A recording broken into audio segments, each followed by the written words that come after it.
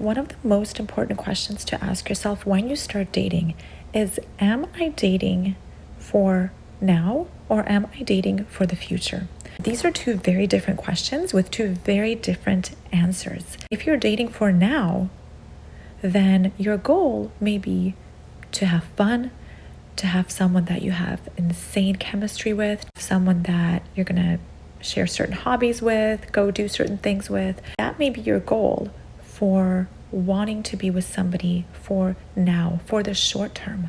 But if your goal is to find a partner, a life partner, a husband, a relationship that's going to last, your criteria is going to be very, very different. You're going to be doing things like pacing the relationship, not getting too deep too quickly. You're going to look at a man's character. You're going to look at his personality. You're going to separate who he is from how you feel about him. You're going to ask yourself questions like, how well do we communicate with each other? How well do our values align? Do we want the same things in the future? Do we want to be in the same place in 5 years or 10 years from now? Do I feel like he can support me and listen to me and understand me? Is he somebody who is reliable, who is emotionally stable? Is he somebody who is emotionally available, right? Is he open for a relationship? Does he truly want this? And do his actions show this in his consistency and the way that he shows up?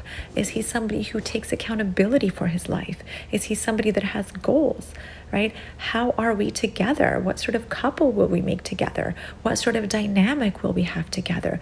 Are we going to have this feminine masculine polarity? There's a lot of different questions that you're going to be asking yourself if you're looking for somebody for the long term. And so when you're out there dating, you always have to ask yourself, is what I'm doing right now going to help me find somebody for the long term?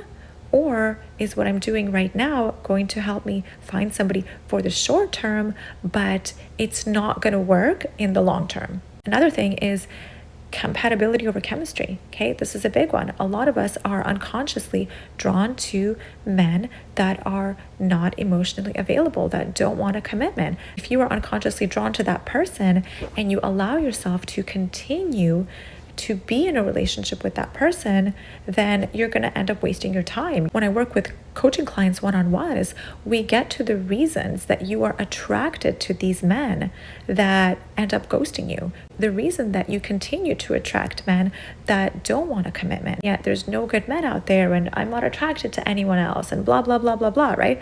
All of those things, they are just one perception. You really have to prioritize compatibility over chemistry. And you have to learn how to do that in your body. You have to learn to feel safe in a stable and healthy relationship. And if that's not what you are used to, of course it's going to feel uncomfortable. But that's what you need if you want to be in a healthy, long-term committed relationship. You need to be able to prioritize compatibility over chemistry in the very beginning. And so again, you have to ask yourself, what is it that I need to do if I want to be with somebody for the long term? What is my goal, and what sort of behaviors, actions, and beliefs do I need to have if I want to attract my life partner, if I'm truly, truly ready for that? And that requires you to come face to face with some uncomfortable feelings and to dig deep and pull out the weeds, potentially, of some limiting beliefs that you have that you're not aware of that are actually keeping you stuck.